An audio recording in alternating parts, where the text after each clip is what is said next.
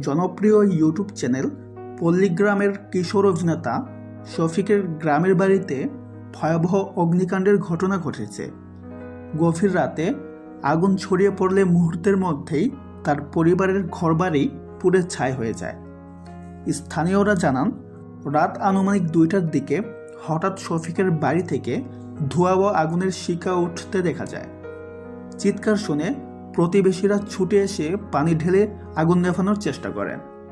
Fire service বাহিনী এসে প্রায় 1 ঘন্টার চেষ্টায় আগুন নিয়ন্ত্রণে আনে, তবে ততক্ষণে বাড়ির অধিকাংশ অংশ পুড়ে যায়। আগুন লাগার কারণ এখনও নিশ্চিত হওয়া যায়নি, তবে প্রাথমিকভাবে ধারণা করা হচ্ছে বৈদ্যুতিক শর্ট সার্কিট থেকে এই ভয়াবহ দুর্ঘটনা ঘটে থাকতে পারে। তো ভিউয়ার্স, এই বিষয়ে আপনার কি মতামত কমেন্টে জানাতে ভুলবেন না। দেখা হচ্ছে পরে কোনো ভিডিওতে। সবাই ভালো থাকবেন। ধন্যবাদ।